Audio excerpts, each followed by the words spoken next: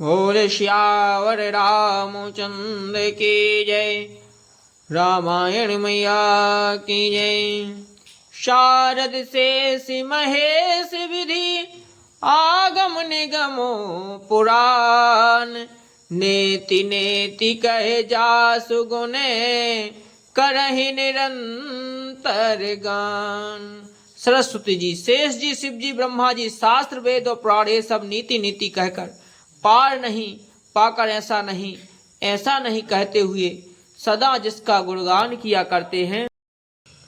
सब जानते प्रभु प्रभुता सोई, तदपि कहे बिनु रहा न कोई। तहाँ वेद अति कारण राखा, भजन प्रभाव भांति बहुभाषा। यद्यपि प्रभु श्री रामचंद्र जी को की प्रभुता को सब सिया कथनी ही जानते हैं, तदपि कहे बिना कोई नहीं रहा। इसमें वेद ने ऐसा कारण बताया कि भजन का प्रभाव बहुत तरह से कहा गया है, अर्थात भगवान की महिमा का पूरा वर्णन तो कोई नहीं कर सकता, परंतु जिसे जितना बन पड़े उतना भगवान का गुणगान करना चाहिए, क्योंकि भगवान के गुणगान रूपी भजन का प्रभाव बहुत ही अनोखा है। उसका नाना प्रकार से शास्त्रों में वर्णन है। थोड़ा सा भी भगवान का भजन मनुष्य को सहज ही भव सागर से तार देता है। एक अनी है या रूप अनामा, हो आज सच्चिदानंद पर धामा।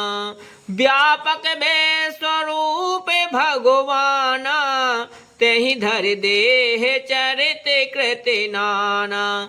जो परमेश्वर एक हैं, जिनके कोई इच्छा नहीं है, जिनका कोई रूप और नाम नहीं है, जो अंजमा सच्चिदानंद और परम धाम है, और जो सब में व्यापक एवं विश्व रूप है, उन्हीं भगवान ने दिव्य शरीर धारण करके नाना प्रकार की लीला की है।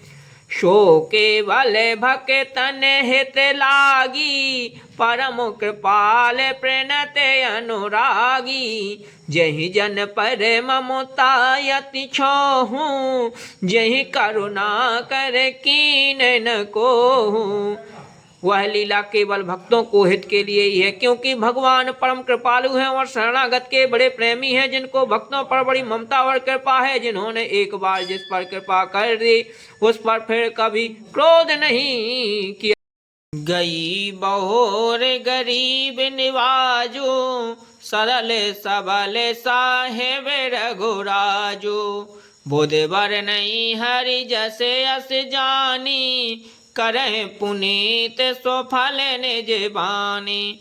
वे प्रभु श्री रघुनाथ जी की गई हुई वस्तु को फिर प्राप्त करने वाले गरीब निवाज, दीन बंधु, सरल स्वभाव, सर्वशक्तिमान और सबके स्वामी हैं। यही समझकर बुद्धिमान लोग उन श्री हरि का यश वर्णन करके अपनी वाणी को पवित्रोत्तम फल, मोक्ष और दुर्लभ भगवत प्रेम देने वाली बनाते हैं। तेहि बलो में रघुपति गुण गाथा, कहूँ नाय राम पद माथा।